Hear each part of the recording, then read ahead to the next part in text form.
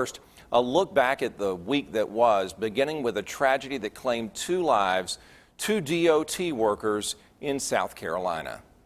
It's a hazardous place, very hazardous, and I'm not surprised that somebody had already been killed here. For the last 37 years, Tommy Mims has run his outdoor equipment business here on Augusta Road in Beach Island. Mims says speeders are such a huge issue in this area that he won't let his children or grandchildren leave the driveway. I'm scared to go to the mailbox, I mean seriously. The business owner says for the last several years, SCDOT has been working on the road right where the deadly accident happened. Because it's such a short shoulder and a deep drop-off, it needs to be a guardrail there. News Channel 6 was there when investigators located this car just a few yards from the scene at a mobile home park. We are in the process right now to positively identify that vehicle. Investigators say the car came under the bridge and ran off the right side of the road, hitting 3 SCDOT workers. Anthony Redmond and Robert Clark died at the scene.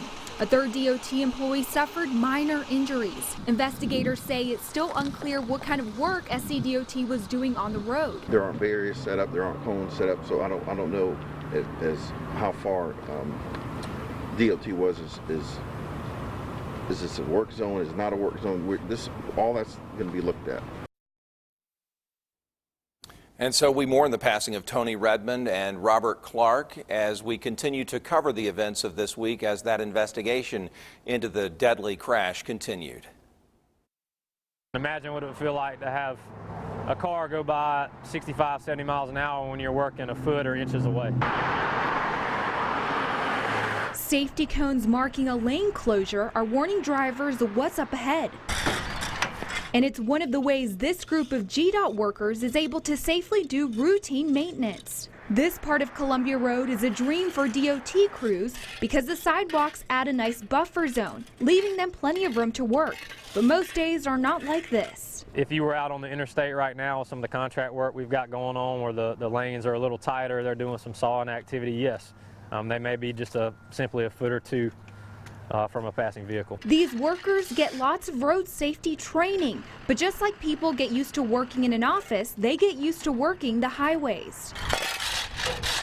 That's why they rely on one another, because you never know what a driver is thinking. I've had employees flagging in their flagging stations and vehicles come through their flagging stations where they had to drop their paddles, drop their flags, run through the wood line to keep from getting run over. Speeding in a construction zone will get you a hefty ticket, and that just makes the workday that much more dangerous for these maintenance crews. So next time you're passing a crew like this, slow down, because just like you, they want to make it home for dinner. That the traveling public just needs to be aware that when they do see work zones, that there are people's mothers, brothers, sisters, dads working there, and they want to go home and see their families just as much. In Columbia County, Stephanie Borman, WJBF News Channel 6. And as the week continued to unfold, Lonnie Dean Miller was arrested and charged in connection with the deaths of Tony Redmond and Robert Clark. His rap sheet, if you will, was a mile long. He had all sorts of traffic violations on his record. I can't believe he was still allowed to drive behind the wheel. And at last check, there were reports that he might have been driving with a suspended license. So that continues to be investigated as we speak. And the South Carolina DOT, in the wake of the tragedy, issued a statement honoring the men and remembering them. Christy Hall with the Transportation Department said our SCDOT family has suffered the loss of 2 of our team members this morning.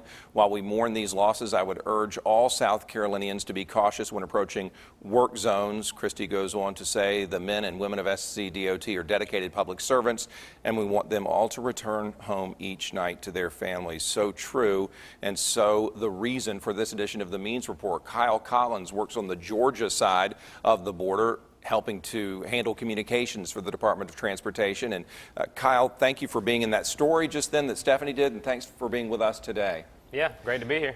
You know, I was thinking of questions to ask you and tried to think of them from a driver's perspective, but let me first ask what you see when it comes to distracted drivers. Is that the biggest problem y'all are noticing in recent years? I would say yes, distracted driving and lack of patience that contributes to distracted driving behavior is definitely something that we're seeing, in the statistics of roadway fatalities, I think, bear that out.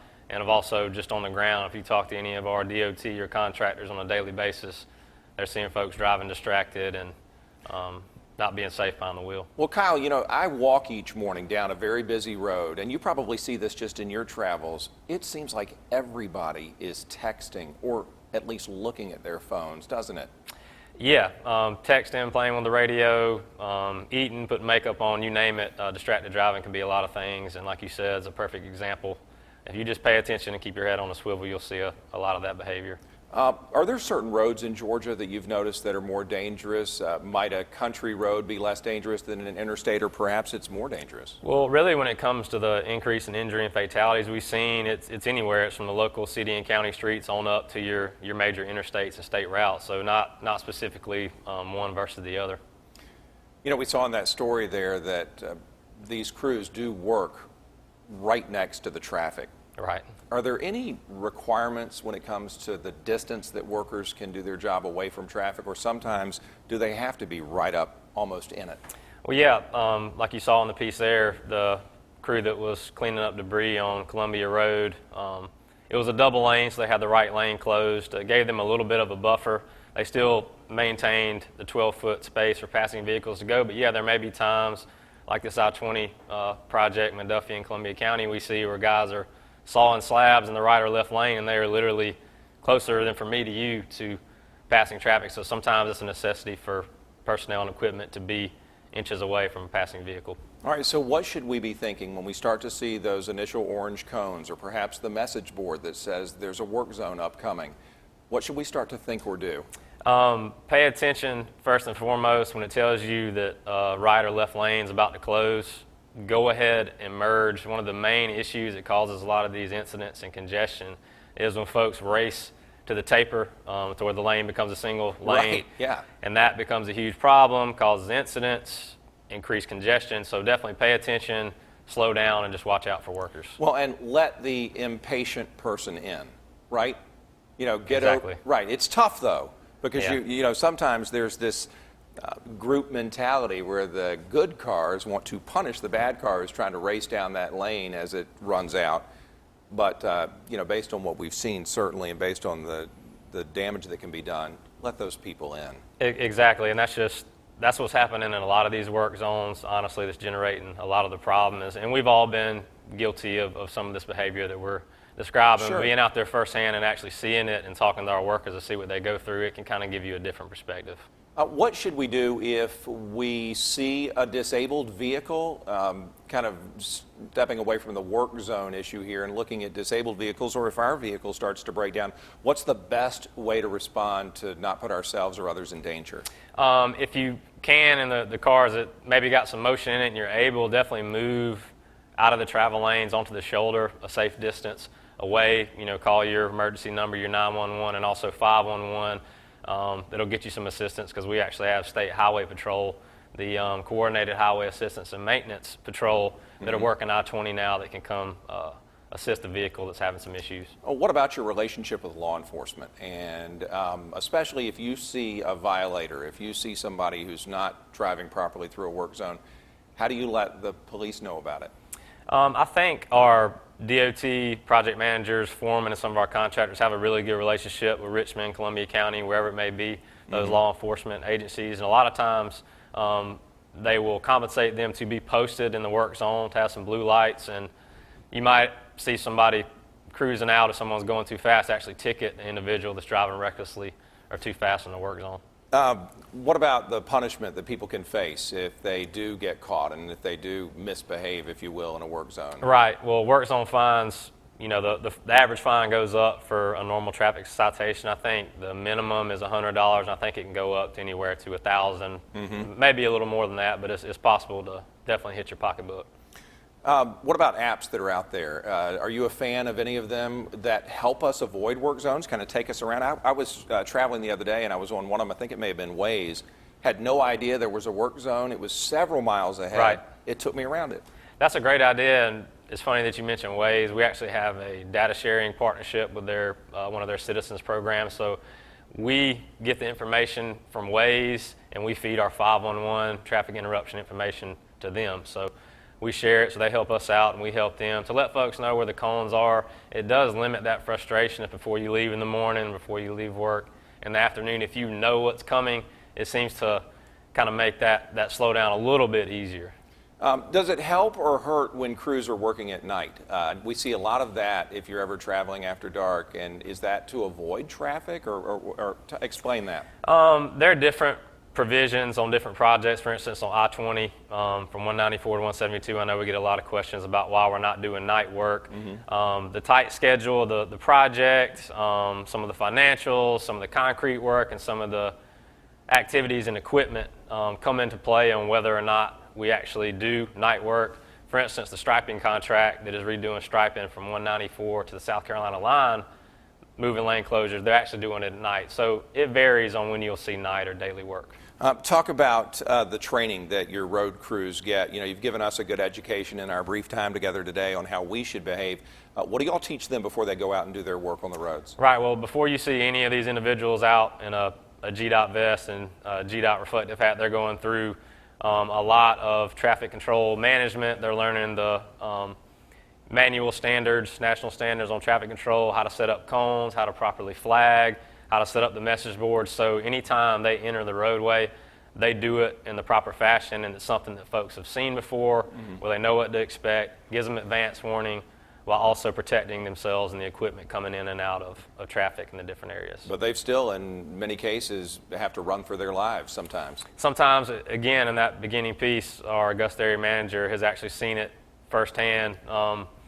You could wait for someone to stop, and someone may be distracted, may just be in a reckless frame of mind, not think they have to stop, not think you're talking to them, and before you know it, if you don't jump 5 or 10 feet out of the way, you're going to get run over. Yeah, it's scary. Why do people do these jobs? Why do they go to the work for the DOT when it's so scary?